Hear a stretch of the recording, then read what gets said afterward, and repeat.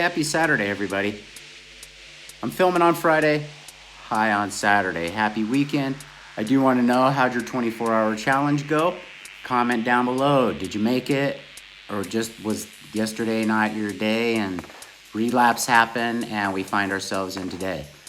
Don't worry about it. It's another day. We can do a fresh new start. It's all about progress and not perfection.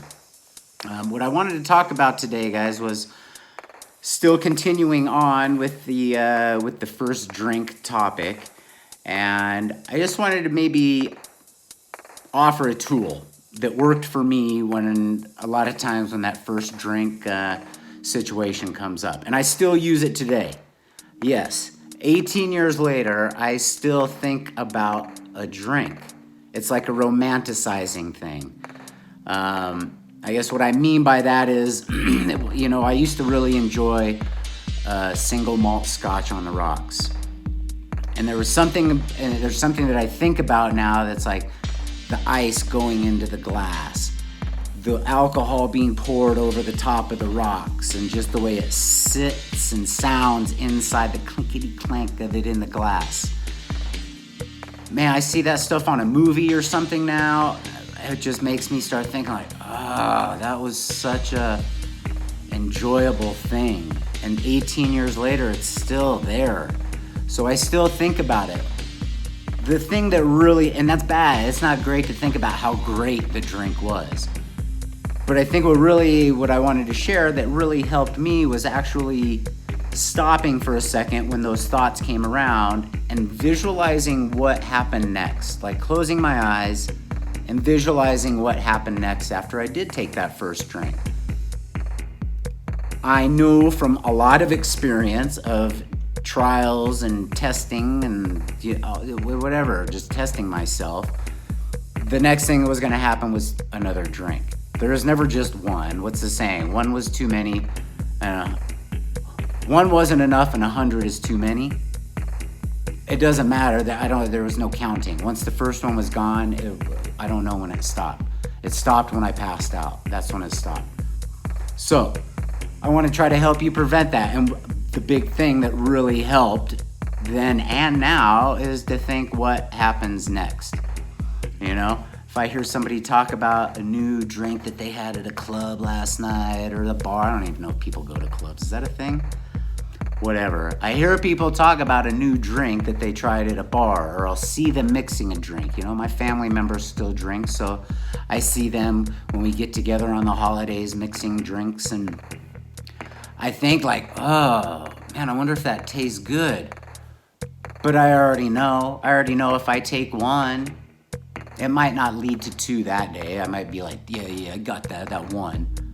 But once the alcohol is in my system, it triggers my brain to make me have that. The craving starts all over again, and it's strong.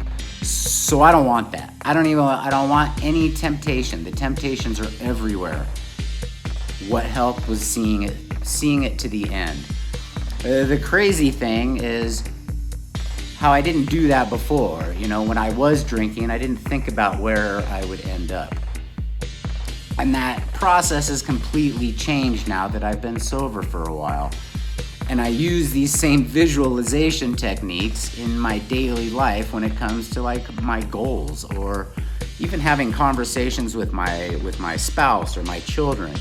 I try to okay, well, let's think about the next couple steps. Like this sounds great right now, but how does that impact us in the long run? And I used to never think about the long run. And once I started doing that and started trying to really think like, where do I want to go? And then seeing where I wanted to go, those are manifesting. Those thoughts are manifesting. Negative thoughts manifest, positive thoughts manifest. I'm imagining that's just a universal truth. It's a positive manifestation of thoughts. That's how you achieve goals. A big trick is, how bad do you want to achieve it? How bad do you want to get sober? Are you willing to do whatever it takes to get sober? If I was your sponsor, would you do whatever I said? Do you guys know who David Goggins is? Have you heard like how he went to, man, I can't even think of the guy's name, the owner of the basketball team, right? What's his name? It doesn't matter. The whole point was like, you're gonna do what I say. And David Goggins had this guy doing just ridiculous, crazy things. And my sponsor had me doing things. I'm like, man, how is that got anything to do? It doesn't. Sometimes it has nothing to do with getting sober. Sometimes it just has to do with doing whatever it takes to get there. And if listening to that sponsor say, oh, meet me here at 4 o'clock in the afternoon. Well, man, I wanted to get sober so bad. It didn't matter where that guy told me. He could have told me to meet him at 2 o'clock with a bucket of ice cream. I would have found a way to get the ice cream to get to him. And that's all it is, guys, man. And that's how it is for me today with chasing a goal. Am I working hard enough? Do I want it bad enough to do whatever it takes to get to the top spot of a triathlon, to get first place in my age group? Yes, I'm willing to do whatever it takes. I'm doing everything that I know right now, everything that I can. Probably not you know what? There's probably other things. I just don't know what they are yet. I'm taking things and I'm applying them. I'm learning lessons from the things that I've done that have worked and the things that haven't. And again, back to the romanticizing the drink. That worked for me. It works for me now to think about what happens after I take the first drink. And it very much it's scary to me, and I don't want to go there. I just know. It's just, I know where it goes, and it's not a good place. And I don't know if I'll ever come back from it. And that's the other scary thing with the first drink. You're here today, you're listening. If you go and you have that drink, I don't know where that's going to go, and you probably don't know where it's going to go either. But I hope that you're able to get the soberness and not have to go get the drink. And that's really just what I wanted to share with you guys today, man. It's such a personal journey, and you do got to find out what works best for you. Romanticizing, thinking about the drink just might make you want it more, so it might not be the right remedy. But for some of you, I think it would really be beneficial to give it a try, and I think it'd be beneficial for everybody to give it a try. If it doesn't work, it doesn't work. You relapse and you start over. But you got to want to get sober anyway. So that's on that.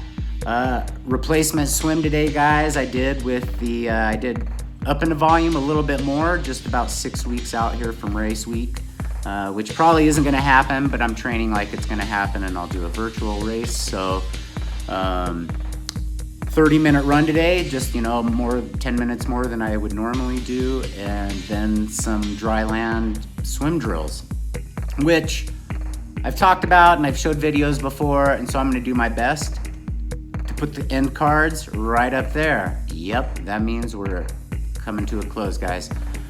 Thanks for being here. Thanks for tuning in, man, guys. If you need some help, you know what to do. Hit me up down below. Let me know how your 24-hour challenge went. Did you make it?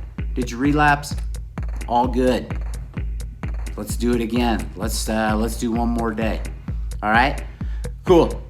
Remember, check out those videos right there if you want to see some of those dry land swim drills, and I'll see you on tomorrow's vlog. Till then, peace.